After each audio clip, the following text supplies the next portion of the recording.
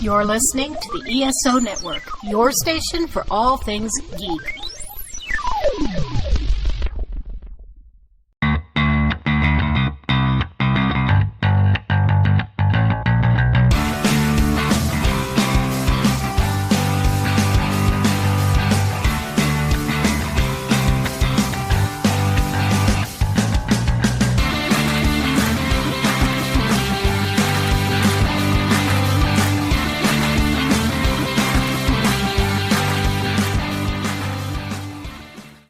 Hey, music lovers, welcome to Modern Musicology. My name is Alan, and say hello to Anthony Williams, Good morning, good afternoon, good evening. Rob Levy, Aloha. and Stephanie Seymour. Bonjour. Et bonsoir. It's a global representation this week. Yes. I'm learning I'm just French from the- because I'm going to Canada soon, so I need to learn my French. I'm relearning my French. I knew French and I just forgot it all. Oh, that's cool. Yeah. What part of Canada? We're going up to Montreal, Quebec City, and Tadoussac. Yeah. Oh my gosh. I was going to Fun. say, not Toronto, because you don't need to know French there. No. I mean, you don't really need to learn French anyway. No. I mean, I That's know. true, but it's nice to have. Sure. I Eh. don't want to be rude. You know, a lot of people do speak French up there. So Yep. All right. So this week we are talking about a list that came out just about a year ago, actually, from Consequence, which is an online magazine. And they did a big article about the 100 greatest tours of all time. And you know, our show, we love to do these lists, usually from Rolling Stone magazine, because usually Rolling Stone is the craziest damn list you've ever seen, but just bizarre things included on it. And I will say, for Consequence, this one had some surprising entries. Like, there were some very obvious ones, but there's also some ones that I was like, really? Greatest ever? So we're going to talk a little bit about that. Then we're going to talk about some of the great tours that we have seen in our lifetimes and ones maybe that we wish we had seen. Before we get into it, though, I would like to ask you guys, what is it that you think makes a great tour? Like, why, like the ones on this list, why do they stand out more than other tours? What's the difference between a great tour and an average tour? you know, it's funny. You posed that question on our chat, and I was thinking about it a little bit.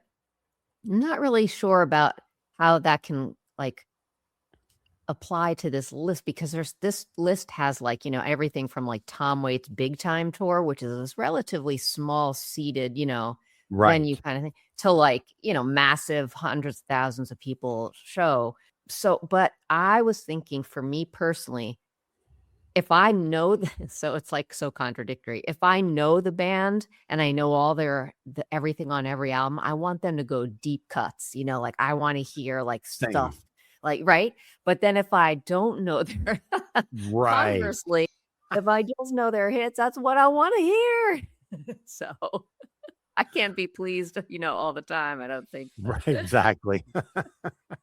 for me, there are certainly things that play into it, like spectacle, right? I mean, there is something impressive about a tour with impressive visuals, impressive pyro, but that's not the be-all and end-all. I mean, at its bones, it needs to be a good set list with a very musically tight band. If you have a frontman who's a showman, that helps. I saw Megadeth on their 2005 tour, and Dave Mustaine is not a showman. They were a very musically tight band.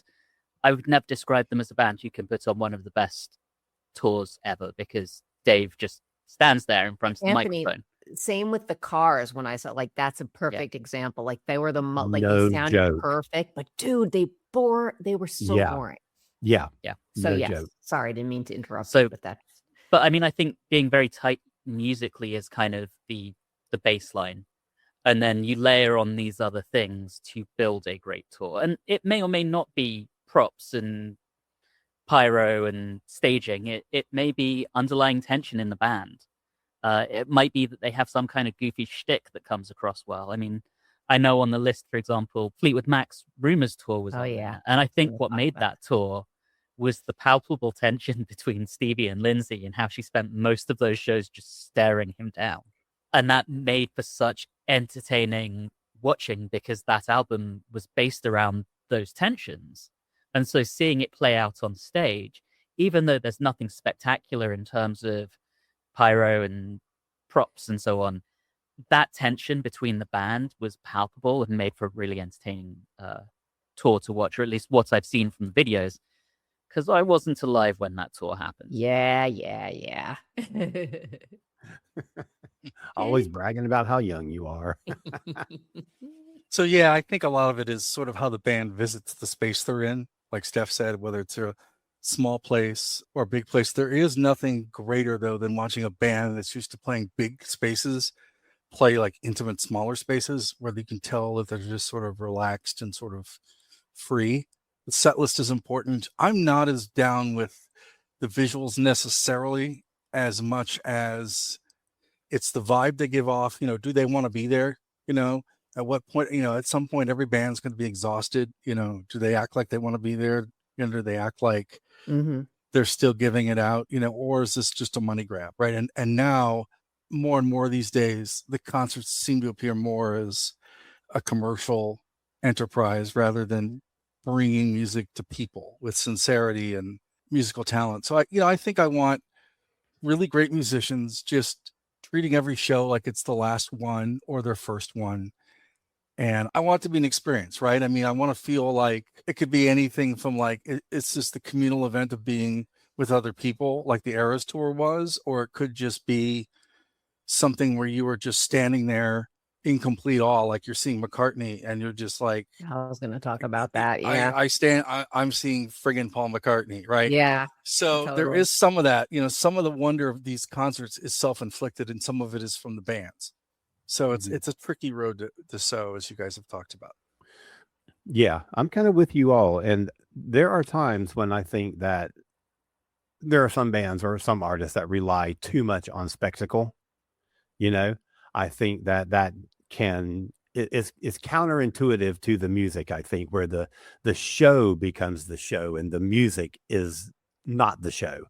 And there are times when this is certainly the case if it's a band that plays really intricate music. I'm okay seeing a band that just stands there and plays their instruments because I get very caught up in the technicality of performing really difficult music. Now, Stephanie, you're absolutely right about the Cars, but they don't play intricately difficult music. So you expect something from them other than just standing there. And you know, same thing with like Anthony was saying, the same thing from was it Metallica? Did you say Metallica? Megadeth. Megadeth, that's right. Yeah, same thing. Like you're you know, you'd like to see a little bit of a show. Yeah. And I do think, Alan, there's one exception to intricate music, but with a lot of staging that I would have really liked to have seen. And that's Genesis with the Lamb Lies Down on Broadway tour. Oh, yes. Oh, my gosh. I mean, but that's a case of you have a band that basically stands and in one case sits to perform intricate music, but a dynamic front man. Yeah, who's putting on the show himself. Exactly. Plus they had the visuals and they had the props and they had a couple of explosions, but the show is Peter Gabriel. Yep. And it's the intricate musicianship of the band that's playing behind him. And that's a winning combination. And what's really interesting is he compared, because we don't have any video of that tour. We don't have much video of that tour, but you compare the stills and what we do have from that tour against A Trick of a Tail tour, which was the next one after Gabriel left. Yeah. And it's so much more toned down, musically still brilliant. Yeah. But you don't have the costumes and the showmanship that you had with Peter Gabriel. Phil Collins certainly became a showman, but I think it took him a little time to kind of like get, again, you know, because he was used to sitting behind the drum set. Yeah. It took him a little time to figure out his physical presence in the band as the front guy. Absolutely. Conversely, if you go like when I saw Janet Jackson Rhythm Nation tour, which is actually on this list, that's a show you have to have, massive, performances, dancers and whatever. And you go to see that, but you also go to see, I mean, that was an amazing record and I just loved all the songs. So that was almost a fusion of like great music, maybe not technically, right? But it's just great. But you're really expecting to see a spectacle at that point, Mhm. Yeah. and you I do mean, see the spectacle. yeah, there's that whole sort of like genre of artists, Yes. her, Madonna, Madonna. Beyonce, that the show is the thing. Yeah, like And the J-Lo. music is there. They're basically producing live staged music videos, Yeah. but sometimes it's too much. Yeah. Yeah. And I mean, Yeah. Like, Rob mentioned this, but I saw the Eras tour and absolutely loved it. It was great, but there's something about just seeing a band play music, yeah. you know? Mhm. And certainly with the Eras tour, I think that was about the production more than the music. I mean, don't get me wrong. I don't dislike Taylor Swift as a musician, but she's nothing special musically, in my opinion. I'm not saying she's bad. I know. She's just, there's nothing special there. I think that is one of the few times that the visuals and the spectacle of it has met the artist in equal measures. Mainly because she didn't try to put herself in any positions where she wasn't going to be out of her depth, but she also knew sort of what to give people and when. Like that Mhm. idea of wanting something special, like every show you're going to do 2 songs that you haven't played in a while or ever that aren't on any of the other shows. And then the fans are clamoring for that. That's a really clever and novel way to connect with audiences. Sort of like a forward-thinking artist that thinks about what we're going to do. Sometimes a band will come to a city and they've had a special experience there. They'll be like, oh, the last time we played Charleston was our first concert, so we're going to play a song we haven't played since then or something. And you get these little special moments. I like it when they think of stuff like that. Mm-hmm. Yeah. And Stephanie, I'm with you. I want to hear deep cuts. And Yeah. even if it's a band that I don't know that well, a concert is a great way to be introduced to the material that you don't know. So And true. the hits are there to hook you in, but I want to hear other things from you. You know, Yes. like if I went to a Cars show, I would want to hear the Cars hits, but I want to hear other things too. Uh-huh. Whereas if I go to, what else I hate? Here we go. A band and this is particularly true of legacy bands when they tour the same set list pretty much every year. Mhm. It drives me bananas. And Yeah. if you just mix it up with a deep cut or two, but they a lot of times don't have the confidence in their audience to know the deep cuts. Yeah. And that drives me, but I just want to hear something other than the same 10, 12, 15 songs. I want to hear other things sprinkled in. So 2006, I saw Iron Maiden on their A Matter of Life and Death tour, right? Yeah. And, they had kind of, since Bruce came back, done a lot of the greatest hits tour. I mean, they did mix it up. It wasn't the same set list tour on tour on tour, but they were in sort of greatest hits mode. And then they put out A Matter of Life and Death. And on that tour, they played the new album in its entirety, followed by just three classics as the encore. And there was one show where a fan was so incensed by this, they threw a sign on stage that said "Play Classics." And Bruce Dickinson picked it up, looked at it, and said, "We've been playing classics for the last 3 tours. We're the band. This is what we're doing this tour. You will get your 3 classics at the end. Sorry." Ha! Right. And Yeah, I they must really get admired sick of that. it too, like they want to. Oh, sure. I mean, yeah, if you're a band, you don't want to just sit there and regurgitate. Yeah, it's very hard to like find the emotion in that after a while, I would imagine, Yeah. I mean, exactly. if I'm Steve Howe, I am deeply bored of playing Roundabout by this point. And you can kind of tell with him too. Yeah.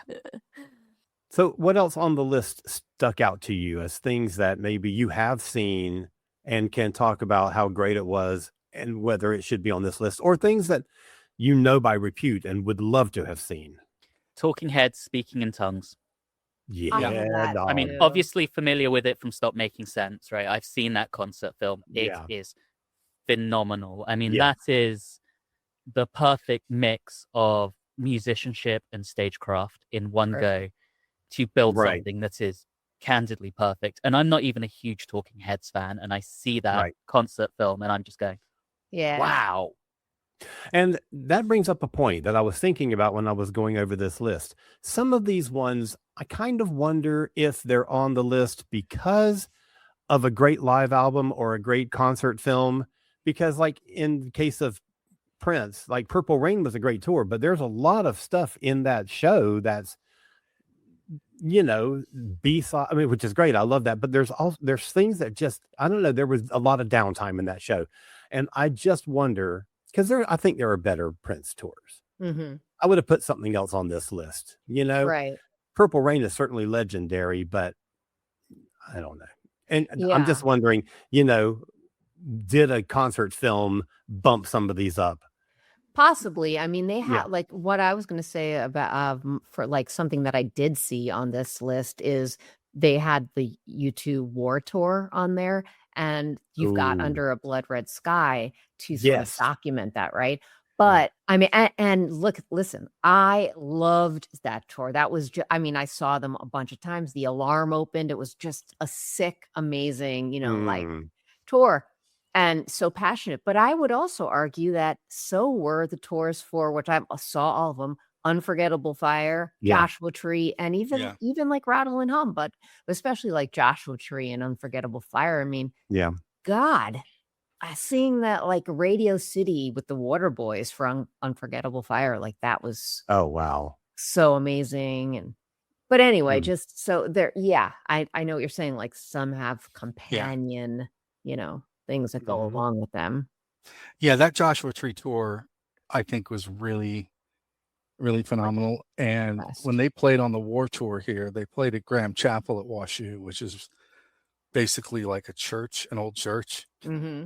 with like Yeah. 500 people. Yeah, right? yeah, no, totally. Yeah. So like, how could you not? Yeah, wanna I see saw that, them at right? the pier. I mean, the pier, right? Yeah. But Yeah. like Joshua Tree sort of was this thing that like by the time that tour came, you're like, okay, I bought tickets to this, but God, I'm really tired of all these songs by now.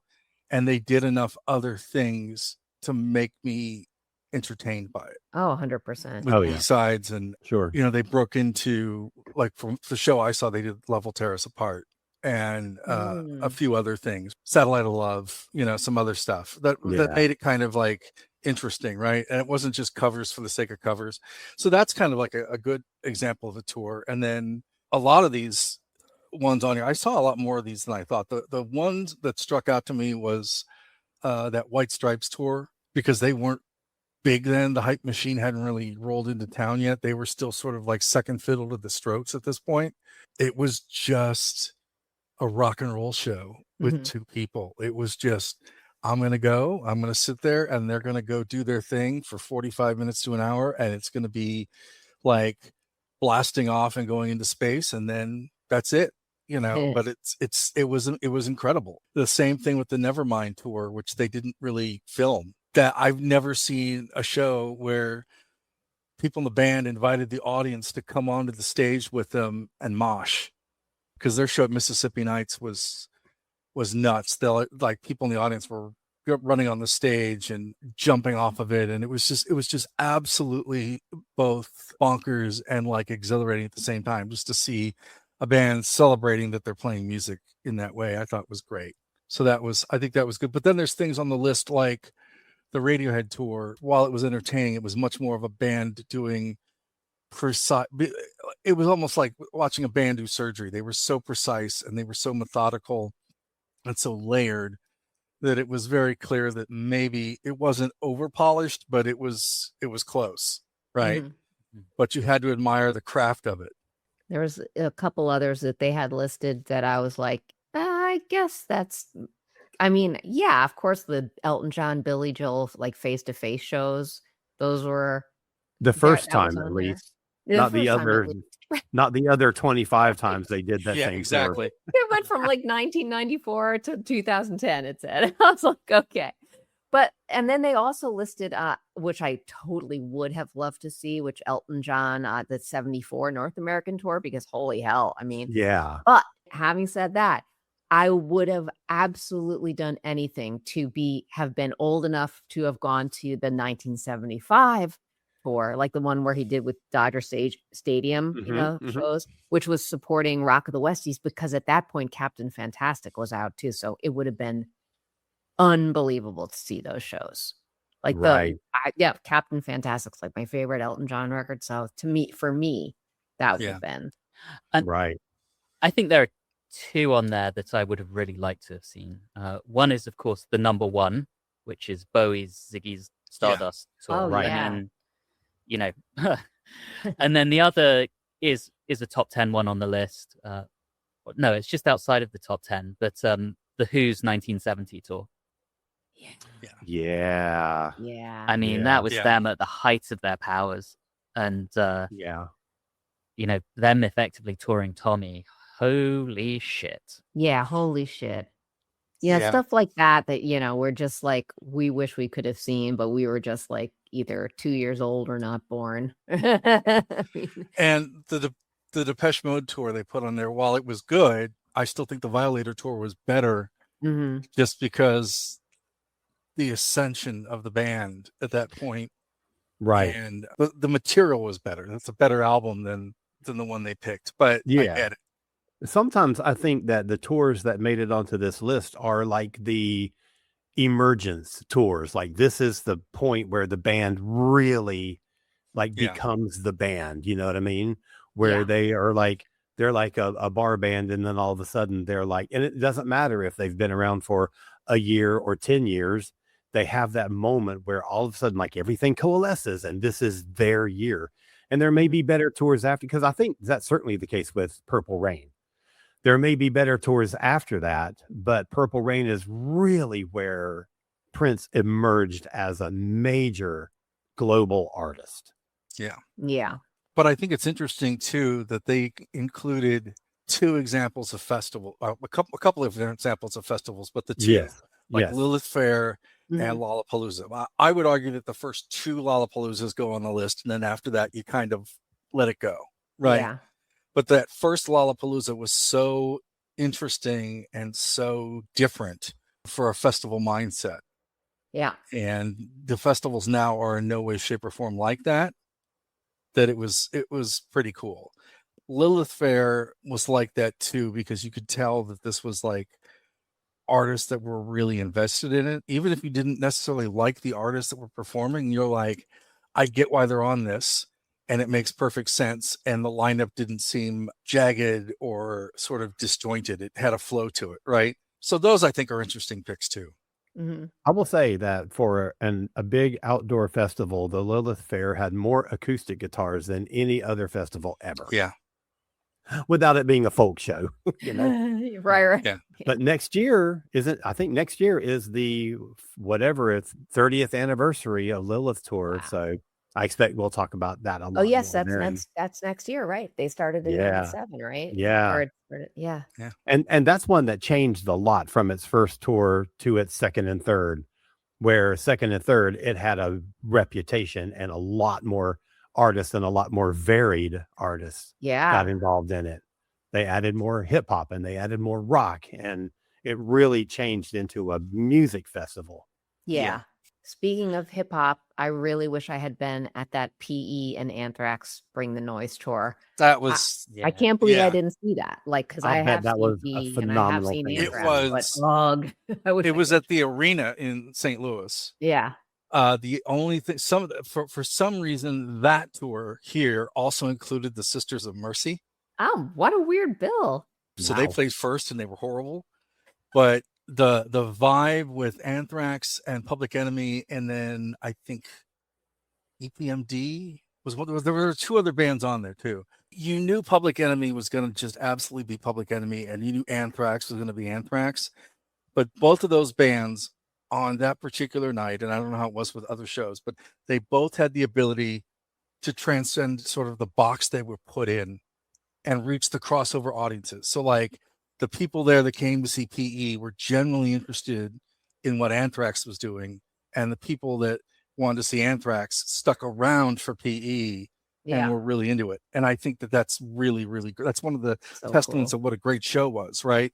And there wasn't really much of a break in energy or sort of enthusiasm. And you could see what was cool is when Anthrax was playing, you could see Chuck and one or two of the S1Ws were like on the side of the stage watching their set. Oh, that's so And to cool. me, that always is kind of Yeah. a little indication. Sometimes you can't see it and it happens, and at that Nice. point too, you just sort of knew, okay, Public Enemy's really changing Mm. the game here. That's kind of when it began to sort of click. And it's also what got them into college dorms in Midwestern America, and not just sort of like liberal arts colleges and West Coast and East Coast schools. So, yeah. Anthony, I know you didn't, but did either of you guys see the Chili Peppers with Nirvana and Pearl Jam? Because I did not go to that. But Yeah. that's on the list too. Mhm. It was it's just called the 1991 tour, and it was literally like Chili Peppers were the headliners, and Mhm. they had then Pearl Jam and Nirvana with them. So none of us saw that, huh? That's crazy. Bananas, yeah. That's a I did crazy lineup. see a lineup similar to that at the American Theater, but it wasn't Nirvana, but it was Pearl Jam, and Okay. Fishbone was on it too. Oh, okay. And Cool. Angelo jumped from the balcony Yeah. into the audience to stage dive. And it was also right when Gish broke, so the Pumpkins opened. Yeah. And Yeah. this is when they weren't amazingly annoying, but they were the best band that night. But I didn't see the Nirvana one with them, but they did Yeah. sort of a variation of that. I don't know if it was the same year or later, but yeah. It's interesting that they it's just funny looking back, like Nirvana became so huge and Pearl Jam became so huge. So did the Mhm. Chili Peppers, but just, Yeah. I'll um, tell you one I would love to have seen, and that was those Motown review shows that they used to do. Yeah, those were Holy nuts. cow. We have a thing here when we were younger on the grounds of the arts, where they'd have all kinds of artists play on the 4th of July weekend. So I got to see like James Brown and Ray Charles and stuff. And they did that a couple of years. They'd bring in and it was like fantastic, just absolutely amazing. And it was very much interchangeable parts. People from different bands got with other people in different bands and things. And it was really cool. All right, I got to tell you about one that's on the list that I should have seen. Ozzy's Diary of a Madman tour. Because if you recall, this is the time when the plane goes down and Randy Rhoads is killed. So they were scheduled to play in Central Florida. We had this series of festivals that took place at the Tangerine Bowl, the big football stadium where the Super Bowl was played, called Rock Super Bowl. And they would do 2 or 3 a year, usually 3, spring, summer, and fall. And Ozzy and his band were scheduled to play at the Rock Super Bowl on 20th March 1982. We did not see that because the previous day was the plane crash. oh my God. They were in Florida Mhm. because they were going to that show. Oh, And they played Knoxville, Tennessee on the 18th. The 19th, they were in Florida, and they were supposed to travel to Orlando for the show that next day, and nothing. So wow. isn't that awful? So I missed Yeah. Randy by one, and that would have been the only time I would ever have seen Ozzy. Oh, So, isn't that just horrible? That's so it's sad. horrible.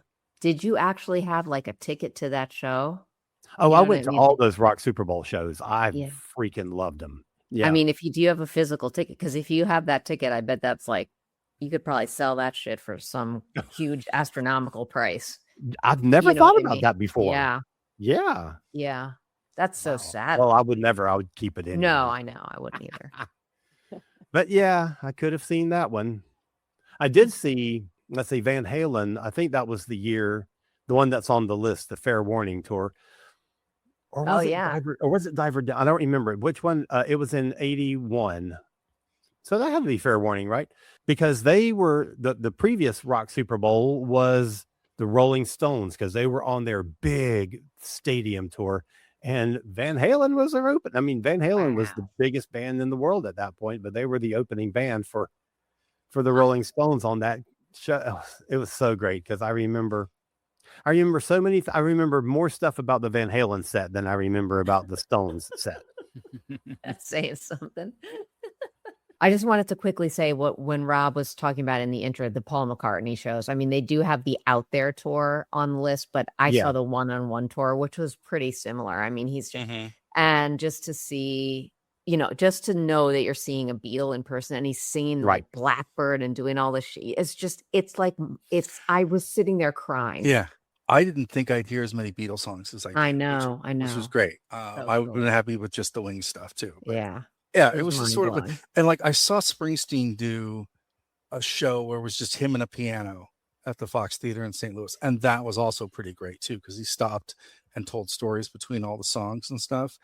And I got to say, the fact that it's not on this list kind of staggers me, but that last big Leonard Cohen tour was just absolutely amazing. I've never seen a guy do 4 encores. Wow. And just the musicianship on it, and the fact that the dude walks out and he's like, okay, this is Leonard Cohen, and you get exactly what you think you're going to get when you're seeing Leonard Cohen, and then you're like, wow, this is effing Leonard Cohen, and it totally is exactly whatever you imagined it to be is what it was. All right, we're going to take a quick break, and we're going to come back and talk about some of the tours that we have seen that aren't on the list, tours that we thought were amazing. So stick around for 30 seconds, and we'll be right back. Looking for smart, fun conversations about science fiction, fantasy, superheroes, anime, gaming, and all things geek culture? Join me, your host Nathan, on the 42 Cast, where every episode brings together a new panel of fans to dive deep into the stories, characters, and worlds we love. From classic franchises to hidden gems, the 42 Cast explores genre fiction with insight, humor, and plenty of passionate debate. Subscribe to the 42 Cast wherever you get your podcasts and join the conversation. Let's talk about some of the shows that we have seen that we really loved and think maybe should have been on this list. I've got one. I'm not sure it should be on the list, but for me, it was a great tour. And this really comes from comparing it to the tours that preceded it. So 2018, I think it was, I saw Judas Priest on their Firepower tour at the Fox here in Atlanta. There was something about seeing them at a venue as small and intimate at the Fox. But I'd been seeing them on and off since Halford came back in 2005. And up until that point, I'd kind of written him off. I thought he was past it. What I'd seen at previous tours was him hunched over his auto cue, barely moving, and thinking, okay, this is a band that's kind of past their prime. He still had the voice, but the showmanship was gone. And something changed. I don't know what happened, but by Firepower, by that tour, he was remembering the lyrics again. And he was back as sort of the Rob Halford I'd seen from concert films in the 1980s, and from what I'd heard about the 91 Painkiller tour. And that was just, it was great to see that. The new music worked really well with the old music. He was back to running around the stage. They had a new lease of life with their new guitarist, Richie Faulkner. And it was just such a good show. And maybe it was seeing them in that venue as well that just really sold it to me. That's so cool. What do you think? What was up with him before that? Like, why? So I'd heard he'd been having memory problems, and I almost wonder whether, he had been drinking or was still on drugs, and if he'd sobered up. Okay. Because he's quite famous for having had quite a big cocaine problem in the 80s. And Right. yeah. Oh. So maybe he was still dealing with some substance issues up until that point, but something had him back on form for that tour. That's cool. February of 1992, Babes in Toyland, Dinosaur Jr., and My Bloody Valentine. It's the only show I've ever worn 3 pairs of earplugs to. Oh God, My Bloody Valentine's so loud. Well, Dinosaur Jr. was So's loud. Dinosaur Jr. Yeah, it was like, and this is like right at the height of Loveless and Feedback, and it was like, this is fantastic. So that tour was really great. The Ministry Land of Rape and Honey tour, when they basically put fencing in front of the stage and encouraged people to climb on the fence and then stage dive by jumping off on the fencing. It was great. And then like people are hanging on there, and Al Jorgensen's wearing steel-toed boots, and he's kicking people. It was like a Spinal Tap moment. He's like kicking people off the stage, and the drummer's handing drumsticks to the guitarist who's like poking people through the cage. It was like, and people are loving it, and it was just crazy. And the pit for that it's the only time I've, outside of the Dead Kennedy, I was terrified to be in a pit. But it was great because you could find all the kids you didn't like and just hurl yourself full body into them and knock them out like bowling pins, and nobody cared. It was like the best nerd revenge ever. But in terms of shows, I mean, this is like probably right before Ministry just started to get really terrible. They were loud, and it was this line where thrash metal met industrial music that was just really great. And I'd never seen anybody set their drum kit on fire before, which I thought was a horrible waste of money. Sorry, Steph, I don't mean to make you have trauma. But that show was really great. I'm not sure it's the best one of them, but it's certainly one I remember. I remember going to see the Jesus and Mary Chain in Chicago, where they played for 24 minutes with their back to the audience and then walked off the stage, which I thought was like really pretentiously great and fantastic. But yeah, other people didn't. And then the Guns N' Roses show here. Oh my God, I was going to mention Guns N' Roses. Yeah. Yeah, because it was, I wish I had a great story from that. I went with a friend of mine from the radio station. You know, he sat there the whole time and watched the show. And I went to the merch table because I was trying to get a shirt for a friend of mine. So I was literally like as far away from all of that as you possibly could. I went to a lot of Guns N' Roses shows, and many times sat and waited for an hour or two, and sometimes even like longer than that, because Axl is like notoriously late a lot of the time. Yeah. But at least he does show up, unlike Morrissey. Yeah, yep.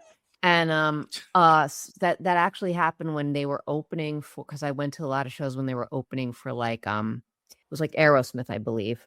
So there was some weirdness with like the opening band, like them being the opening band and being like, but yeah, I saw them so many times, and they always put on a great show, no matter if it was like at the Ritz, which is now Webster Hall, just seeing them when they just first come out, or like in a giant stadium. They always put on a rockin', real spectacle of a show, I thought. And which is weird because they're touring with Public Enemy right now. And Public Enemy, like Flavor Flav, is notorious for coming to shows late. I mean, he's like Lauryn Hill late. Right. It's like it must be like you're never gonna see the show. Like, yeah, they're not gonna go on before. Nobody's going on before 11:30. Well, I didn't see Bowie's Ziggy tour, one of the ones that was on that list, but I did see the Glass Spider tour. Oh, holy cow, that was a spectacle. Oh man, that was one of my, and the only time I've ever seen Bowie live, but that's one of my favorite shows I've ever seen. I was really excited the other day at the record store to find that there's a DVD CD set of that tour. Yes, there is. And I was like, wait, when did this come out? Oh yeah. Yeah. So, because that's the outside of the Ziggy tour, that's the one I would like to have seen. Mm-hmm. And you talk about a set list. We were talking about set list earlier. This one was one where he gets all the hits in, but he also does a lot of deep cuts and a couple of things that he had never played live before that tour. And so it was a show that was a great mixture of all his different eras and some songs that you would never even expect to have heard, with a big show. I got to see him do a show at the Fox Theater. It was just kind of like a one-off that was great. But then I saw him with 9 Inch Nails. I got tickets to that from this really cool college rep person that I knew. So that was fantastic. And that set list was kind of similar because he was doing a lot of the 90s stuff. Oh, well, yeah, by that point he had given up playing hits. Yeah, but he still did a couple of them in. But he still did. The night I saw him, he did more than I thought he was going to do. But he did a couple deep cuts too, which really surprised me. And I think at that point he was doing more deep cuts than he was doing some of the older hits, right? Yeah, 100%. But I really remember like, okay, the older stuff is cool, but I kind of do dig this new stuff, right? Because it worked with the band he was having and stuff. But when he did the older stuff, I was really happy. I was left feeling wanting because there's stuff I didn't get. Yeah. But I was still happy. But then, you see, this is how old we all are, is that the Ziggy, not the Ziggy tour, the Spider tour is showing on PBS now at some stations for membership drive, right? Really? Oh, yeah, because they showed it here on TV. Yeah, so that's kind of how I saw it. And I just remember being blown away by that. And I saw I saw Talking Heads a couple times near the end. They were great on the Little Creatures tour, but every tour after that was kind of hit or miss. But I really wish I would have seen those earlier tours, like Anthony mentioned, because it was, Right. Now, one of my favorite shows that I've ever seen was the 11 years ago, the last Rush tour, their 40th anniversary R40 tour. But I'm not so interested in that right now. What I want to hear about is Stephanie, like 2 weekends ago, saw them on their current tour, their 50-something 50th, tour. Yeah. Oh my gosh, Stephanie, you have to tell me. You all about guys, this. first of all, you all know I almost made fun of people with Rush, like, 'cause I'm not a Rush fan, really. Well, now I am, but I wasn't really. I appreciate the fact that they're amazing players. I definitely do. You can't say anything but right. But so I have to say that I was in a suite at Madison Square Garden. My childhood friend, got a suite for us all. There's catering behind me and there's Rush in front of me, which is pretty amazing. I was just, from the second that film came on, where there was like a 5-minute film in the beginning. I don't want to give too much away because they are coming back, but I'll try. So I won't say specific things because I know you're going to probably go, Alan. Maybe Anthony, you're going. I know all the things. I'm not. yeah. Okay. Well, I didn't really know some of the backstory. Obviously, like, this film has a lot of in jokes from right, like previous tours and stuff.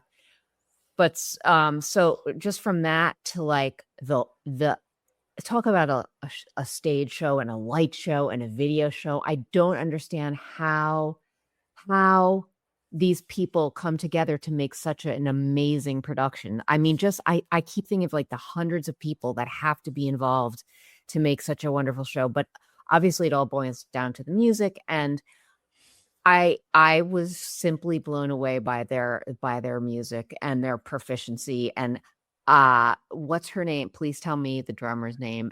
Annika Niles. Annika Niles. Yes. Like, I know I wasn't seeing Neil, but if I close my eyes, and I'll say this with the most, respect for her, she sounded just like him, but she also, I know, added her own, flourishes and whatever. People fucking went bananas when she would do those exact hits, that everybody knew.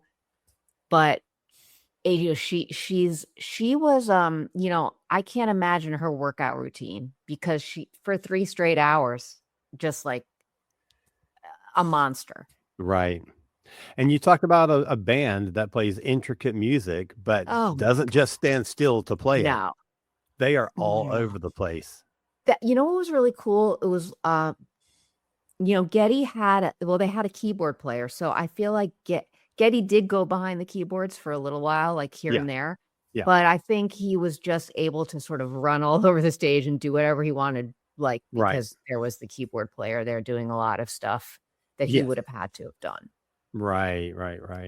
The stage show was at the light show. There were sometimes they had like those loud, sound, like it sound like a massive firework going off. Like you would feel it and almost be blown out of your seat. It was crazy. I felt it all the way into our suite. Yeah, I was really, it rattled our chicken wings. I think I would have even loved being more in like a crowd. It's seriously like the chicken wings were on fire. It was sick. It was totally amazing. I get it now. I apologize for any time I ever might have made fun of Rush and their fans. On behalf of all Rush fans everywhere, we forgive you and accept you into the fold. I'll tell you, everybody has been like, welcome, Stephanie, welcome, Sister Steph. I'm like, well, yeah. And it's very rare that you get a thing where somebody replaces somebody in a band like that, and that everybody is, for the most part, is generally happy with it. Totally. Like, she's not trying to be Neil, but she's definitely like, of course she has to play the parts in those songs. Like, they're very, they are technically like what is supposed to be there. Yeah. Right. And I think, from what I've seen, the big difference is obviously Neil. Sorry, you watched the videos from that tour, and that girl's having fun, first of all. Two, she knows what she's doing, and it's just incredible. Yeah. Even if you don't know the music as well as like Alan does, you're still impressed. So And I think the thing to keep in mind is, obviously Neil's not with us anymore, so no one is trying to replace Neil because there is no Neil to replace. And she's playing his parts very respectfully. So it's embodying the spirit of Neil, paying tribute to Neil, which makes it so palatable for the fan base. 100%. I think if they did this while he was still around, it would have been a different story. Yeah. Except that I think on that last tour, R40, he was pretty much ready to be done because drumming, and especially doing the 3+ hour shows and drumming so intensely for so many years had taken such a toll on his body that he was just in pain during the shows and was just ready. I think had they continued on and he not passed away, he would have retired and they would have had to make it the same decision just 11 years earlier. One tour I want to talk about, and I know Rob went and saw one of the shows on this tour, and before I say who it is, the reason this felt so special was for me, it was the first show I went to after the pandemic.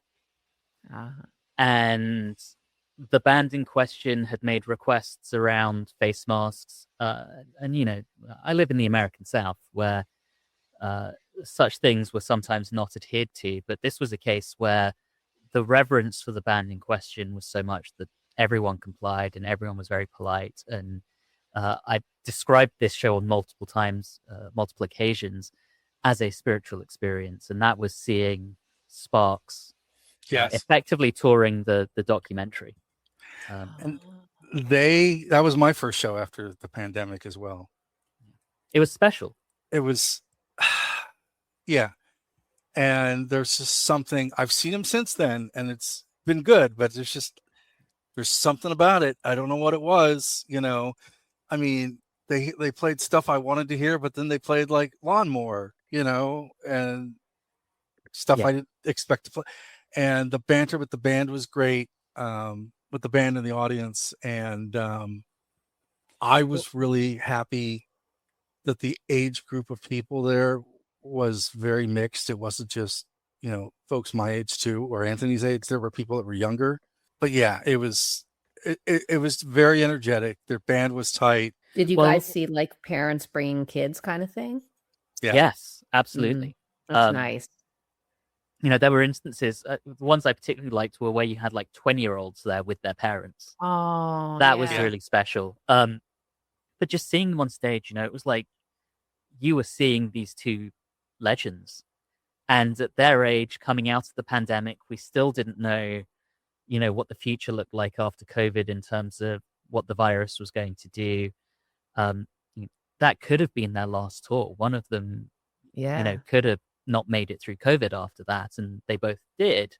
But I think that sort of idea that they have, a finite time span left made it really, really special. You really knew this could be the last time you see them. They put on a hell of a show. The reverence from the audience was incredible. It was just so special. So what was that, like 2021, did you say, or 2022? 22. And it's one of those times where you like go and you're like, this could be it.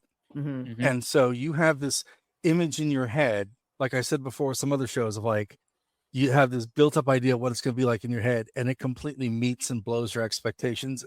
But in this instance, you don't really know why. There's not a single thing. It's not the first show after the pandemic. It's not the performances or the people. There's a lot of like just stuff floating around. It's made it great. And every single show that they did, I haven't talked to a person that went on that tour that saw a bad show.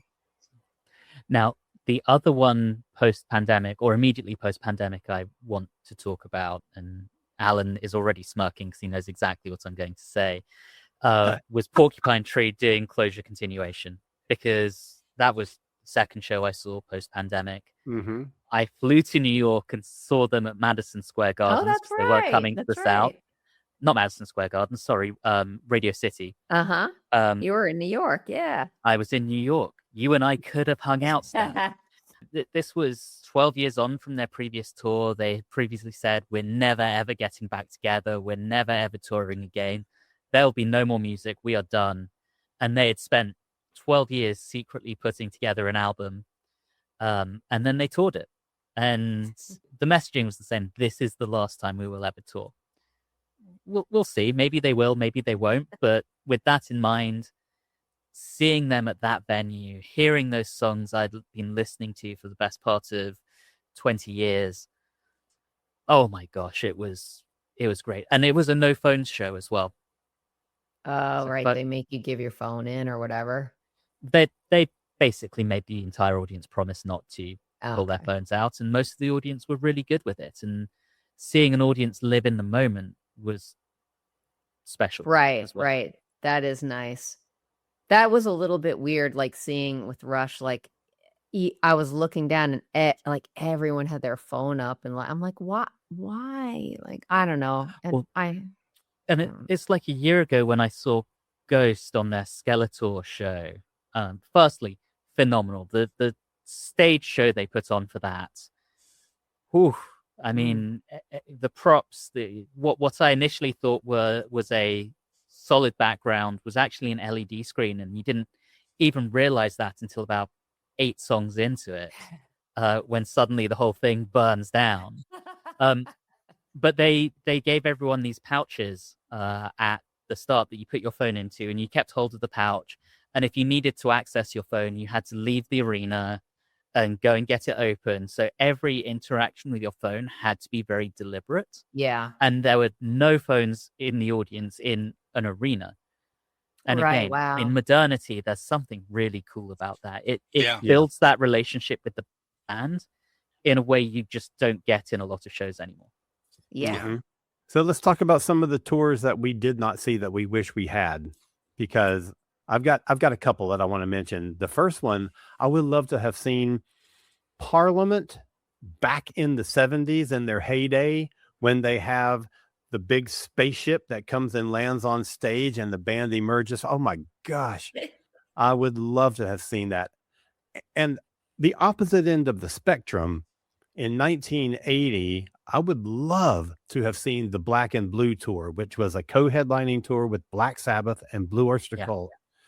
And this was at least partly Sabbath's Heaven and Hell tour. So it was the first tour with Ronnie, and it was at a time when both bands were just on fire. And by reputation, that was an incredible show. There was a video that was like a VHS that was released a long time ago that I've never seen, but and it's not the full shows, but I would love to have been there for that. So I have 4 tours from that era, Alan, that sort of 1980s era that I would love to have seen. Nice. Sabbath on the Mob Rules tour. Yes. Uh, I saw that one. I do, and I know you saw at least one of these other ones. Dio on the Sacred Heart tour. Yes, I saw that one. Maiden on the World Slavery tour. Did not see that one, but It's man, that- I would had Yeah. to have been an amazing show. I mean, that was their first live album, or proper live album, was Live After Death, which came from their Long Beach tour show. And then the last one would have been Judas Priest on the Fuel for Life tour in '86. Turbo has its moments as an album, but that tour, there is a concert video from that tour, and holy shit, they were on fire. Yeah. And again, all of those shows, particularly the latter 3, great band, very solid playing, and then one hell of a stage show to go with it. Oh yeah.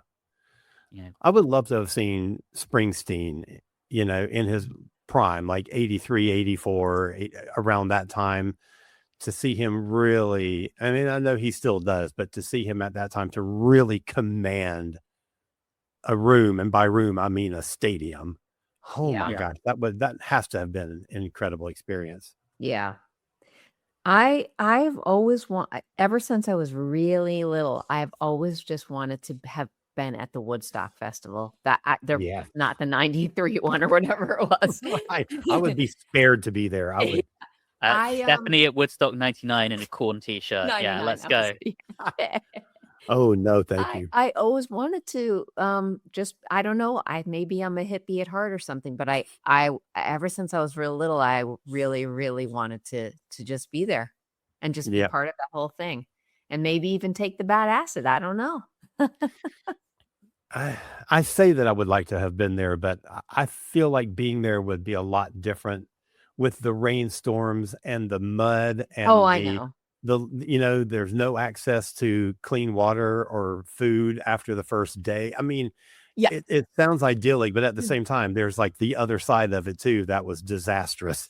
I know, and I think when I started wanting to go, like, when I knew about it, since I was, like, 9 or 10 or whatever, I never knew all the disgusting things when I was little about, like, Right. like, people are sliding around, in, like, the porta potties that haven't been cleaned for 3 days, or if they were Right. even there. Yeah, I mean, so I don't mean it like that. I I just know. in the idealistic, experience of it all, I would have Right. loved to have been If there. you could travel there in a time machine and you could Yeah. leave at whatever point it starts to get too disgusting. Yeah. But see all the acts I wanna see. Exactly. I would like to have seen the Clash tour in '79. Oh, Yeah. I've seen her, but I want specifically, I wish in 1985 I would have seen Laurie Anderson on the Home of the Brave tour. I wish that I could have seen some of those like sort of jazz tours that Louis Armstrong put together in sort of like the post-war years, where he's got, or during the war, you've got Louis Armstrong and you've got Gillespie and yeah. like all these jazz heavy hitters are just, we'll all go out on the road and just everybody play with everybody. I would probably like to seen that. I would love to have seen the Kinks on the Village Green tour, Oh. because I think that would be interesting. Although you could probably just do it now and call it Blur. And I wish I would have seen the sound effects era of the Jam. Oh, totally. I wish I'd seen the Wall. Oh my God, Pink yes. Floyd. Yeah. Oh my, can you imagine seeing that spectacle when at an age where that kind of stage spectacle was not every tour that happens and was hard to put together and hard to travel. Sure. I wish I'd seen Queen when Freddie was still alive. Yeah.